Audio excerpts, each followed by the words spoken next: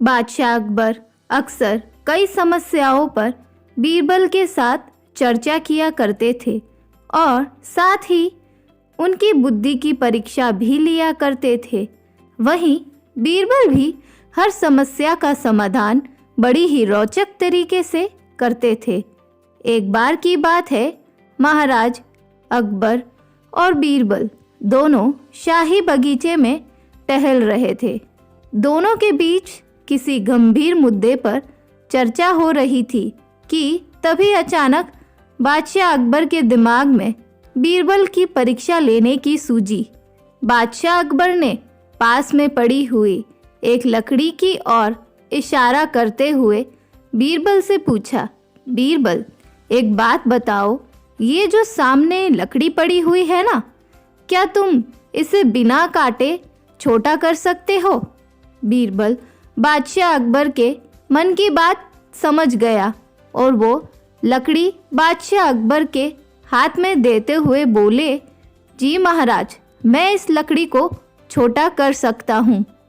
बादशाह अकबर बोले, वो कैसे भला? तब बीरबल ने वहीं पास में पड़ी हुई एक बड़ी लकड़ी उठाई और बादशाह अकबर को पकड़ाते हुए पूछा, महाराज, इनमें से छोटी लकड़ी कौन सी है? बादशाह अकबर बीरबल की चतुराई समझ गए और छोटी लकड़ी बीरबल के हाथ में देते हुए बोले, वाकई बीरबल, तुमने बिना काटे लकड़ी को छोटा कर दिया।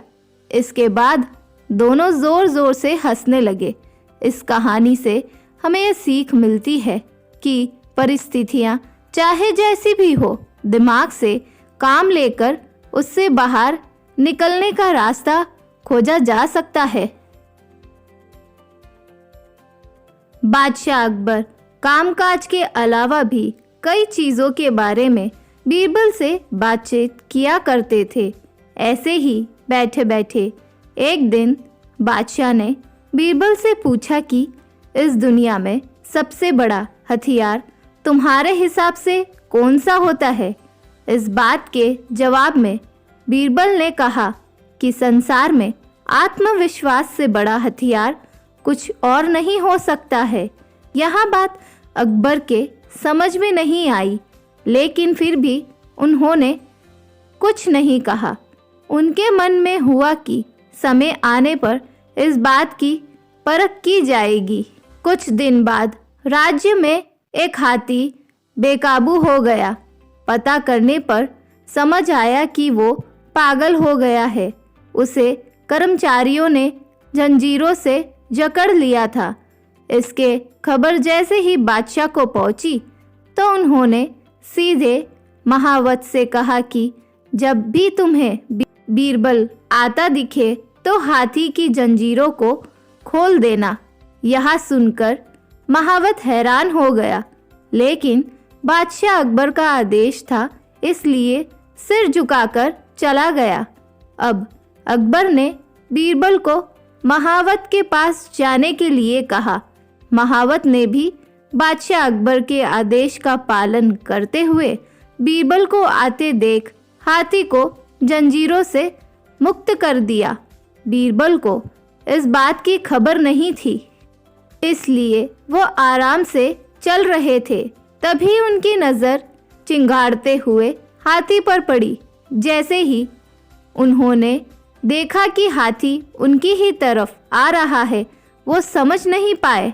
कुछ ही देर में उनके दिमाग में हुआ कि बादशाह ने मेरी आत्मविश्वास वाली बात को परखने के लिए ही इस हाथी को मेरे पीछे छोड़ने का आदेश दिया होगा। अब बीरबल इधर उधर भागने की सोच रहे थे, लेकिन ऐसा कुछ हो नहीं पाया। सामने से हाथी आ रहा था और अगल बगल में भागकर जाने की जगह नहीं थी। इतने में हाथी बीरबल के काफी करीब पहुंच गया। तभी बीरबल ने सामने एक कुत्ते को देखा और उसे टांगों से पकड़कर हाथी की तरफ फेंक दिया। कुत्ता चीखते हुए हाथी से टकराया।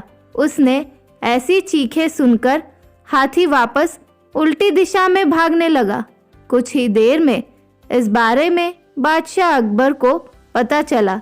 तब जाकर उन्होंने माना कि आत्मविश्वास ही मनुष्य का सबसे बड़ा हथियार है। इस कहानी से हमें यह सीख मिलती है कि हर किसी की बात पर यूं ही भरोसा नहीं कर लेना चाहिए। बात की जांच और परख करना ज़रूरी है। दूसरी सीख यह है कि इंसान समय से पहले उम्मीद न छोड़े, नहीं तो परेशानियों से बाहर निकला कैसे जा सकता है।